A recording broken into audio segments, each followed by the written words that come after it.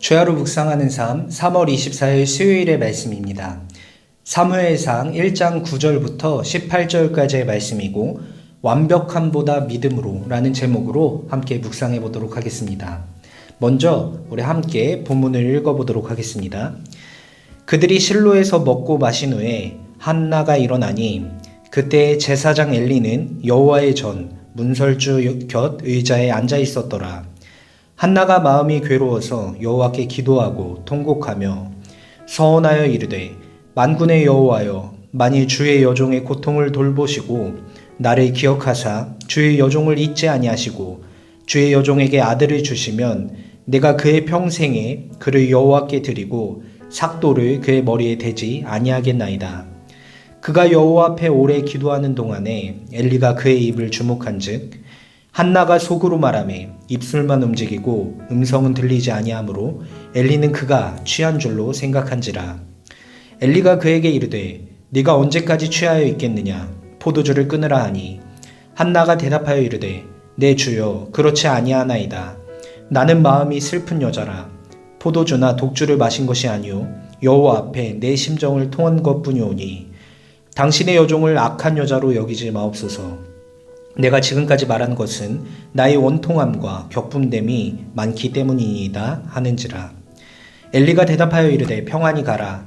이스라엘의 하나님이 내가 기도하여 구한 것을 허락하시기를 원하노라 하니 이르되 당신의 여종이 당신께 은혜 입기를 원하나이다 하고 가서 먹고 얼굴에 다시는 근심빛이 없더라.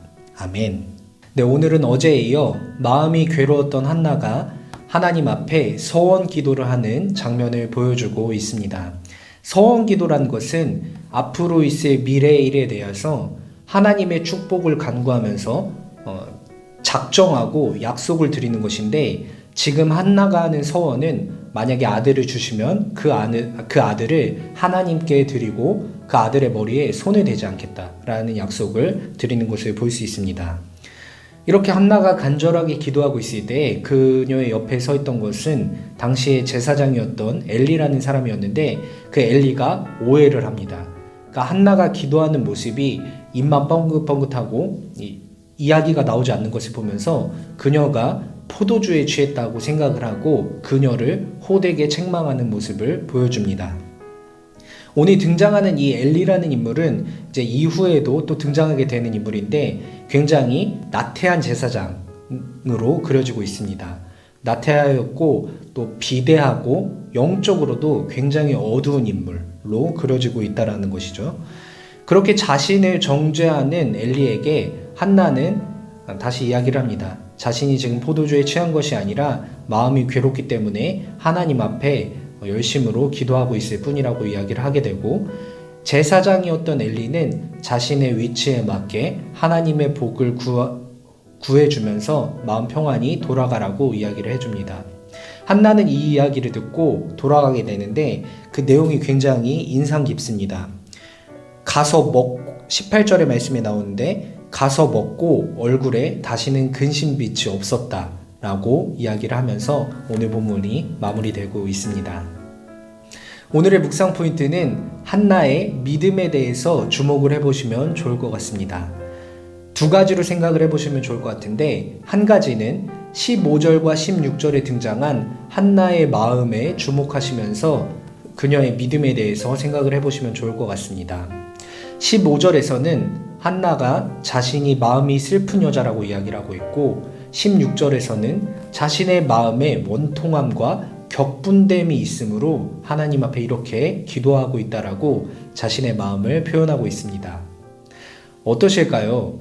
원통함과 격분된 마음을 가지고 하나님 앞에 기도하는 것, 이거 옳은 것이라고 할 수 있을까요? 이것에 대한 판단은 접어두고라도 분명한 것은 한나는 자신의 마음에 원통함과 격분됨이 많았기 때문에 이것이 해결될 곳은 하나님 앞밖에 없다라는 믿음을 가지고 하나님 앞에 나와왔다는 것입니다.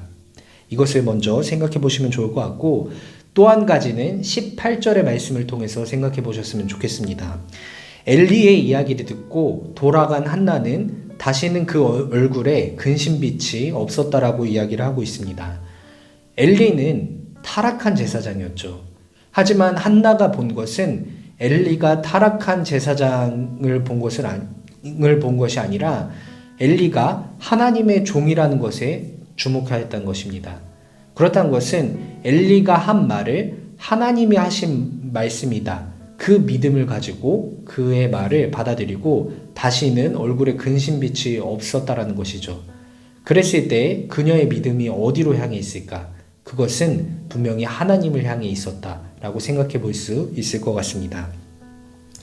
오늘 본문에서 보여지는 한나의 모습은 분명히 완벽한 신앙인의 모습은 아닌 것 같습니다.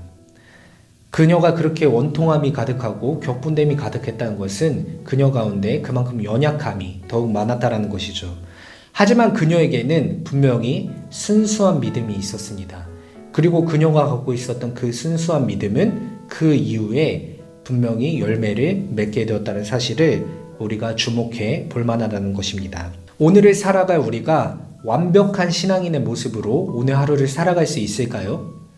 분명히 그렇지 못할 가능성이 훨씬 더 커 보입니다. 그렇다면 오늘 우리는 한나의 모습에 주목해 보며 완벽한 신앙인으로서 오늘 하루를 살아가는 것보다 오히려 연약한 인간으로서 하나님의 도우심을 구하면서 살아가는 것이 훨씬 더 마땅해 보이는 것 같습니다. 완벽함보다 순수한 믿음으로 하나님 앞에 나아갈 때 하나님께서 우리에게 긍휼을 베풀어 주실 것이라는 믿음을 가지고 오늘 하루를 살아가시며 기도로 오늘 묵상을 마치도록 하겠습니다. 하나님, 은혜를 감사합니다. 오늘 한나의 모습을 살펴보면서 우리 또한 한나처럼 연약한 모습이 있다는 것을 다시 한 번 더 살펴봅니다. 우리가 살아가야 할 인생에서 우리가 완벽한 모습으로 서기보다 우리가 오히려 하나님 앞에 연약한 존재로서 하나님의 도우심을 구하며 나아갈 때 긍휼이 많으신 하나님으로부터 주어지는 은혜를 받고 그 은혜에 감사하며 살아갈 수 있는 우리 청년부원들 한 사람 한 사람 되어줄 수 있도록 인도하여 주시옵소서. 감사를 드리며 예수님의 이름으로 기도합니다. 아멘.